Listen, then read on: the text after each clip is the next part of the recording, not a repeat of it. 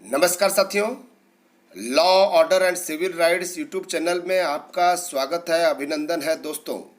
रोज की भांति आज 12:30 बजे आपके लिए लेकर आए हुए हैं टुडेज करंट अफेयर्स। ध्यान दीजिएगा, यूपीएससी, एसएससी, बैंक, रेलवे सहित केंद्र एवं राज्य सरकारों द्वारा आयोजित सभी प्रतियोगिता परीक्षा के लिए बहुत ही महत्वपूर्ण है current affairs, general knowledge and general study. यहाँ हम law order and civil rights YouTube channel की तरफ से डेली अपडेटेड करंट अफेयर्स विश्व घटना चक्र हिंदी माध्यम में दिए जाते हैं। दिन प्रतिदिन की घटनाओं पर आधारित ये करंट अफेयर्स किसी भी प्रतियोगिता परीक्षा और अपने आप को अप टू डेट रखने के लिए बेहद महत्वपूर्ण है दोस्तों। ध्यान दीजिएगा, बहुत सारे बच्चे ये पूछते हैं कि करंट अफेयर्स कहाँ का पढ़ें, कैसे पढ़ें। करंट अफेयर्स एक ऐसा विषय है जिसके लिए आपको कोई विशेष सामग्री एकत्रित नहीं करनी पड़ती है। यह विषय हमारे चारों ओर मौजूद है, जिसके लिए समाचार पत्र और वार्षिक गाइड जैसी बेसिक चीज से ही पूरी तैयारी की जा सकती है। सरकारी नौकरी के लिए इच्छुक विद्यार्थी करंट अफेयर्स को लेकर अक्सर चिंतित रहते हैं, क्योंकि उन्हें इस बात का संशय रहता है कि उन्हें कितना समय पुराना करंट अफेयर्स पढ़ना है। साथ ही यह भी सवाल उठता है कि छात्रों को परेशान करता है कि किसी पेपर के लिए करंट अफेयर्स का कौन सा विषय अधिक पढ़ना चाहिए। हम बता दें, करंट अफेयर्स एक ऐसा विषय है जिसके लिए आपको कोई विशेष सामग्री एकत्रित नहीं करनी पड़ती है दोस्तों। यह विषय हमारे आसपास ही मौजूद रहता है। इसीलिए हम यहाँ पर जो है law order and civil rights YouTube channel की तरफ से हम आपके लिए लेकर आते हैं रोज प्रतिदिन मोस्ट इम्पॉर्टेंट करंट अफेयर्स, जो आपके लिए बेहद जरूरी है दोस्तों। आइए दोस्तों, हम चालू करते हैं। हमने कल एक प्रश्न पूछा था, यानी कि most important quiz, Ramnath Kovind के जन्म स्थान का नाम क्या है। ध्यान दीजिएगा, भारत के राष्ट्रपति का नाम है रामनाथ कोविंद। उनके जन्म स्थान के नाम के बारे में हमने प्रश्न पूछा था। इसका सही आंसर है ग्राम परोख, तहसील डेरापुर, जिला कानपुर, राज्य उत्तर प्रदेश। ये सही आंसर है। और सही आंसर देने वालों में सबसे पहला नाम है अंशु गोयल। ध्यान दीजिएगा, अंशु गोयल। और दूसरा नाम है खुशबू मिश्रा। हम अंशु गोयल और खुशबू मिश्रा को यूट्यूब चैनल की तरफ से हम उनको शुभकामनाएं देते हैं, बधाई देते हैं, धन्यवाद ज्ञापित करते हैं। इसी तरह से अन्य बच्चों ने भी जो है सही आंसर दिया था। बहुत सारे बच्चे सही आंसर दिए हैं, उन सब को हमारी तरफ से धन्यवाद, बधाई, शुभकामनाएं, और हम आपको जो है शुभ आशीष देते हैं दोस्तों। आइए हम पहला क्वेश्चन देखते हैं। रेपो रेट वह रेट होता है जिस पर भारतीय रिजर्व बैंक, पहला प्रश्न हमने आपसे पूछा है, रेपो रेट वह रेट होता है जिस पर भारतीय रिजर्व बैंक बैंकों को कर्ज देता है, बैंकों को नियंत्रित करता है, बैंकों से सुरक्षा निधि जमा कराता है और बैंकों की साख पर नियंत्रण रखता है। क्या सही आंसर है, आपको बताना है दोस्तों। ये रेपो रेट के बारे में आपको जानकारी होना चाहिए। पहली बात तो हम बता दें, अभी बहुत जल्दी बताइए इसका सही आंसर। अभी हम आपको बता रहे हैं कि अभी जो है भारतीय रिजर्व बैंक के गवर्नर शक्तिकांत दास की अध्यक्षता में 6 सदस्यीय मौद्रिक नीति समिति, एमपीसी कहते हैं, 2 अप्रैल से 4 अप्रैल तक मुंबई में इसकी बैठक हुई और चालू वित्तीय वर्ष 2019-20 की 6ठी द्विमासिक मौद्रिक नीति समीक्षा बैठक थी। रेपो अब 6% हो गई है दोस्तों। आरबीआई ने इस समीक्षा बैठक में रेपो रेट में 25 बेसिक पॉइंट की कटौती की है। इस कटौती के बाद अब रेपो रेट 6.25 से घटकर 6% हो गया है।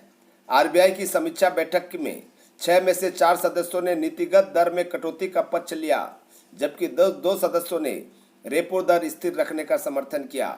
ध्यान दीजिएगा, रेपो रेट वह रेट होता है जिस पर आरबीआई बैंकों को कर्ज देता है। सही आंसर है ए, जिस पर आरबीआई बैंकों को कर्ज देता है दोस्तों। और रिवर्स रेपो रेट अब जो हो गया है 5.75%, 5.75%। इस बैठक में आरबीआई ने रिवर्स रेपो रेट भी कमी की है, जो अब 5.7% हो गया है। यह वह रेट है जिस पर बैंकों को आरबीआई में जमा किए गए धन पर ब्याज मिलता है। रिवर्स रेपो रेट में ध्यान रखिएगा, आरबीआई में जमा किए गए धन पर ब्याज मिलता है। जो बैंक आरबीआई में जमा किए रहते हैं उस पर जो है वो ब्याज देता है रेपो रेट। और रेपो रेट कम होने से लोगों को होता है बहुत सारे फायदे। क्या क्या फायदे होते हैं? आरबीआई से कम ब्याज पर कर्ज मिलता है, तो इसी सस्ती लागत का लाभ कर्ज लेने वाले ग्राहकों को मिलता है। इससे बैंकों को घर, दुकान, पर्सनल और कार के लिए लोन कम दरों पर देने का मौका मिलता है। ग्राहकों के चल रहे लोन पर ईएमआई का भी कम होता है दोस्तों, ध्यान रखिएगा। आइए नेक्स्ट क्वेश्चन देखते हैं। द ऑर्डर ऑफ जायद किस देश का सर्वोच्च नागरिक सम्मान है? स्वीडन, संयुक्त अरब अमीरात, इंडोनेशिया या म्यांमार? सही आंसर आपको बताना है दोस्तों। ये आपको बता दें कि प्रधानमंत्री नरेंद्र मोदी को द ऑर्डर ऑफ जायद से अलंकृत करने का निर्णय लिया गया है। ध्यान दीजिएगा, ये जो पुरस्कार दिया जाता है किनको किनको दिया जाता है? राजाओं, राष्ट्रपतियों, राष्ट्राध्यक्ष को दिए जाने वाले इस सर्वोच्च सम्मान से प्रधानमंत्री मोदी को सम्मानित किया गया है और 4 अप्रैल की घोषणा किया गया है। यह सम्मान प्रधानमंत्री मोदी के नेतृत्व में भारत और इन देश के बीच रणनीतिक साझेदारी का विकसित करने के सरकार के योगदान के लिए दिया गया। ध्यान दीजिएगा, ये दिया जा रहा है संयुक्त अरब अमीरात ने।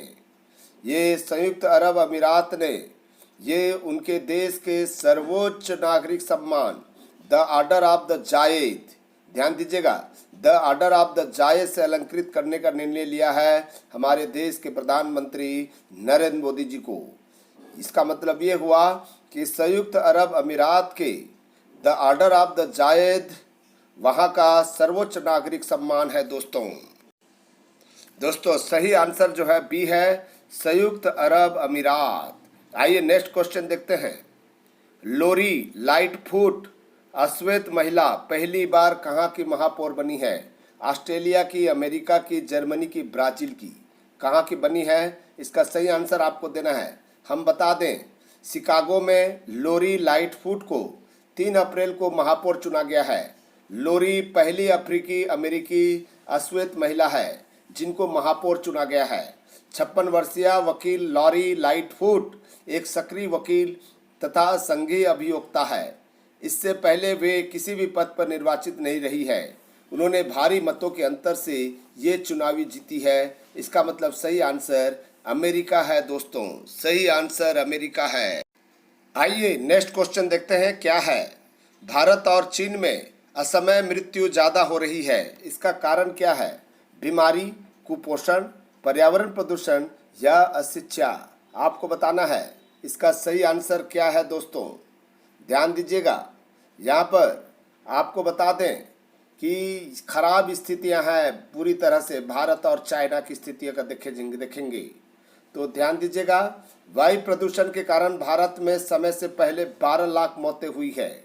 बॉस्टन स्थित हेल्थ इम्पैक्ट इंस्टीट्यूट द्वारा कराए गए एक अध्ययन रिपोर्ट के अनुसार वायु प्रदूषण के कारण भारत में समय से पहले 12 लाख मौतें हो रही है। रिपोर्ट के अनुसार आज जन्मे उन बच्चों के जीवन काल में औसतन 20 माह की कमी हो जाएगी जो उच्च प्रदूषण से ग्रस्त क्षेत्रों में जी रहे हैं। सबसे खराब स्थिति दक्षिण एशिया में है, जहां प्रदूषण जीवन काल में 2.5 वर्ष की कमी कर रहा है। संस्थान की रिपोर्ट के अनुसार 2017 में भारत और चीन दोनों में वायु प्रदूषण के कारण 12 लाख लोगों की जानें गई थी। ध्यान दीजिएगा, सही आंसर जो है वायु प्रदूषण है, यानी कि पर्यावरण प्रदूषण इसका मुख्य कारण है दोस्तों इस तरह के प्रश्न जरूर पूछे जाते हैं, इसलिए जो है आपको इसका नोट्स बनाना चाहिए और आप बार बार रिवीजन करें, सफलताएं अवश्य मिलेगी। आइए नेक्स्ट क्वेश्चन देखते हैं।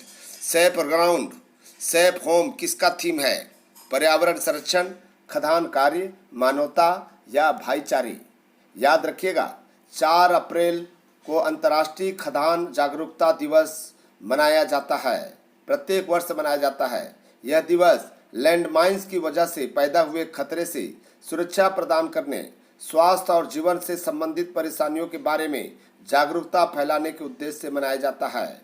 संयुक्त राष्ट्र ने 4 अप्रैल को हर वर्ष अंतर्राष्ट्रीय खदान जागरूकता खदान कार्य सहायता दिवस के रूप में मनाए जाने की घोषणा 8 दिसंबर 2005 को की थी। पहली बार यह दिवस 4 अप्रैल 2006 को मनाया गया था। दोस्तों ध्यान दीजिएगा, इसका जो सही आंसर है, इस बार का जो 2019 का थीम है सेफ ग्राउंड सेफ होम है। यानी कि ध्यान दीजिएगा, सेफ ग्राउंड सेफ होम जो है खदान कार्य से संबंधित है। यानी कि IMAD का विषय है क्या? Safe ground safe home. United Nations promotes के द्वारा जो है ये जारी किया गया है। आइए नेक्स्ट क्वेश्चन देखते हैं। पाकिस्तान में GDP के दरों में गिरावट आई है, क्या कारण हो सकता है? दोस्तों पाकिस्तान में GDP की दरों में गिरावट आई है नकदी संकट के कारण, आतंकवादी घटनाओं के कारण, विदेशी कर्ज के कारण या आर्थिक मंदी के कारण।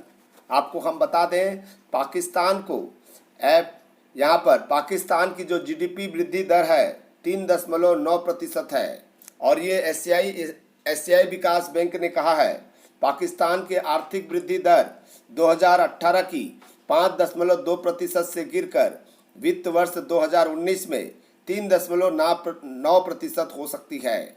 ADB की रिपोर्ट में कहा गया है कि देश में नकदी संकट के कारण व्यापक आर्थिक चुनौतियां सामने आई है। दोस्तों इसका जो सही आंसर है, ध्यान दीजिएगा, नकदी संकट।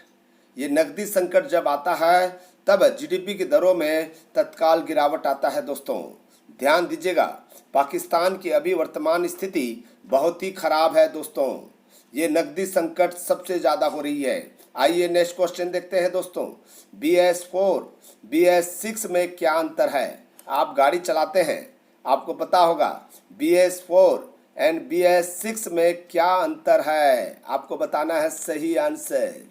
इसमें ऑप्शन हमने दिया हुआ है, ईंधन का अंतर है, प्रदूषण का अंतर है, कार्बन डाइऑक्साइड का अंतर है या मुख्य अंतर सल्फर की मात्रा है। दोस्तों आपको सही आंसर बताना है। ध्यान दीजिएगा, इंडियन ऑयल कॉरपोरेशन ने ये वक्तव्य जारी किया है कि राष्ट्रीय राजधानी क्षेत्र के निकटवर्ती शहरों में स्वच्छ BS6 पेट्रोल व डीजल की आपूर्ति शुरू कर दी है। गौरतलब है कि संपूर्ण भारत में अप्रैल 2020 से BS6 नियमों का पालन होगा। नई दिल्ली BS4 ईंधन से BS6 को अपनाने वाला देश का पहला शहर बनेगा। इसका सही आंसर हम आपको बता रहे हैं, BS4 तथा BS6 में मुख्य अंतर जो है सल्फर की मात्रा है। दोस्तों BS4 ईंधन में 50 पार्ट्स पर मिलियन सल्फर की मात्रा पाई जाती है, जबकि BS6 ईंधन में केवल 10 ppm सल्फर की मात्रा पाई जाती है। इसलिए इसका सही आंसर D है। दोस्तों सल्फर की मात्रा के कारण जो है। ध्यान दीजिएगा, नेक्स्ट क्वेश्चन आइए। नेक्स्ट क्वेश्चन क्या है? नाबार्ड का मुख्यालय कहाँ स्थित है? नई दिल्ली, हैदराबाद, मुंबई, गांधीनगर। आपको बताना है। दोस्तों यहाँ पर नाबार्ड के बारे में जानते होंगे। नाबार्ड जो है कृषि से संबंधित है, जानते होंगे नाबार्ड के बारे में है। कृषि संस्थान है नाबार्ड, राष्ट्रीय कृषि एवं ग्रामीण विकास बैंक, जिसको नाबार्ड कहते हैं, भारत के अग्रणी विकास बैंकों में से एक है। इसकी स्थापना 12 जुलाई 1982 को 1982 को की गई थी। इसका मुख्यालय महाराष्ट्र के मुंबई में स्थित है। दोस्तों यह बैंक मुख्य रूप से कृषि वित्त ऋण संबंधी कार्य करता है। नाबार्ड ग्रामीण क्षेत्रों में विकास तथा आर्थिक उन्नति के लिए ऋण की व्यवस्था करवाता है। दोस्तों ध्यान दीजिएगा, ये नाबार्ड कंसल्टेंसी सर्विसेज भी दिया जाता है। नाबार्ड कंसल्टेंसी सर्विसेज कृषि ग्रामीण विकास संबंधित क्षेत्रों में परामर्श संबंधी सेवाएं प्रदान करती है। दोस्तों ये सी आंसर सही है। नेक्स्ट क्वेश्चन देखते हैं। एशियाई विकास बैंक का मुख्यालय कहाँ स्थित है? एशियाई विकास बैंक का मुख्यालय कहाँ स्थित है? फिलीपींस, भारत, इराक या इटली? कहाँ पर है आपको बताना है। दोस्तों विकास बैंक आपको जो है कहाँ पर है? एशियाई विकास बैंक का मुख्यालय कहाँ है? फिलीपींस, भारत या इराक या इटली, कहाँ पर है? इसका सही आंसर आपको देना है दोस्तों। है, आपको सही आंसर बताना है। सही आंसर जल्दी से बताइए, हम यहाँ पर वेट कर रहे हैं, वेट कर रहे हैं दोस्तों। यहाँ पर ध्यान दीजिएगा, 2019-20 के लिए भारत की जीडीपी विकास दर के अनुमान को ये किया गया है। ध्यान रखिएगा, इसका मुख्यालय मनीला फिलीपींस में स्थित है। इसकी स्थापना दिसंबर 1966 में की गई थी। इसका उद्देश्य एशिया में सामाजिक आर्थिक विकास को बढ़ावा देना था। तो ये फिलीपींस मनीला में है। नेक्स्ट क्वेश्चन, AFSPA कितने राज्यों में लागू है? AFSPA कितने राज्यों में लागू है? 5 राज्य, 4 राज्य, 8 राज्य, 6 राज्य। शायद आप AFSPA के बारे में जरूर जानते होंगे। क्या है ये AFSPA? ये है सशस्त्र बल विशेष शक्तियाँ अधिनियम 1958, इसको जो है ये लागू किया गया है भारत में। 1958 में संसद ने इसको पारित किया था। ध्यान दीजिएगा, यहाँ पर जो है वर्तमान समय में 6 राज्यों में लागू है, यानी कि असम, नागालैंड, अरुणाचल प्रदेश, साथ ही साथ मणिपुर, मेघालय और जम्मू कश्मीर राज्य में ये AFSPA लागू है दोस्तों। ये आसान क्षेत्रों की घोषणा किया जाता है, आसान क्षेत्रों में जहाँ पर नक्सलाइट घटनाएं, नक्सलवाद या और भी जो घटनाएं घटित होती है उसके लिए ये लगाया जाता है। ध्यान दीजिएगा, यहाँ पर जो है ये सही आंसर है दोस्तों। क्या सही आंसर क्या है? सही आंसर डी है दोस्तों। 6 राज्यों में ये लागू किया गया है। ध्यान दीजिएगा, असम, नागालैंड, अरुणाचल प्रदेश, ये जगहों पर जो है लागू है। जम्मू कश्मीर भी लागू है, ताकि यहाँ पर कोई अशांति ना फैले। आतंकवादी हो या नक्सलाइट गतिविधि हो या अन्य आधार पर, चाहे धर्म के आधार पर, चाहे रेस के आधार पर, यहाँ पर कोई ऐसी घटनाएं घटित ना हो, जिसके लिए ये लागू किया गया है। आइए देखते हैं आज का क्विज। आज का क्विज क्या है दोस्तों? देखिए, इसका सही आंसर आपको बताना है। 2014 में वाराणसी सीट से नरेंद्र मोदी 3.3 लाख वोट के अंतर से किसे हरवाया था? यानी कि पहले नंबर में तो जीत हासिल किए थे नरेंद्र मोदी ने, लेकिन सेकंड नंबर में कौन प्राप्त किए थे? सेकंड नंबर में कौन आए थे? इसके प्रतिद्वंदी कौन थे नरेंद्र मोदी जी के? इसका सही उत्तर आपको कमेंट्स बॉक्स में लिख कर देना है। आज का महत्वपूर्ण क्विज है दोस्तों। 2014 में वाराणसी से लोकसभा सीट में नरेंद्र मोदी जी ने किनको हराया था? यानी कि सेकंड नंबर में सबसे ज़्यादा वोट कौन प्राप्त किए थे? इनके प्रतिद्वंदी किस पार्टी के थे और कौन व्यक्ति प्रत्याशी थे? इसके बारे में आपको सही जवाब देना है दोस्तों। देखिए, यहाँ पर आप चतुराई नहीं कर सकते। चतुराई से तात्पर्य ये है कि आप ABCD पहले से डाल दिए हैं। ये 12:30 बजे चालू होता है, जैसे ही समाप्त हो वैसे ही जाकर जो है तत्काल आपको कमेंट बॉक्स में लिखना है। हम कल जो है इसके नाम घोषणा करेंगे और यहाँ पर जो है शुभकामनाएं देंगे, बधाई देंगे। ये हमारे प्रयास है कि इसमें न तो हम चीटिंग करेंगे और न ही आप चीटिंग करेंगे। ये तो ज्ञान का चीज़ें हैं, हमको ज्ञान प्राप्त करना है और हमें सफलता अर्जित करना है। हमारा मुख्य उद्देश्य एक प्रशासनिक अधिकारी के रूप में चयनित होना है। हम विदाई लेते हैं। थैंक यू, नमस्कार, जय हिंद, जय भारत। दोस्तों, आप इसी तरह से मेहनत करें और अपने उन्नति की शिखर पर पहुँचें। यही शुभकामनाओं के साथ में हम विदाई लेते हैं। Thank you, bye bye, see you. फिर मिलेंगे कल, बाय।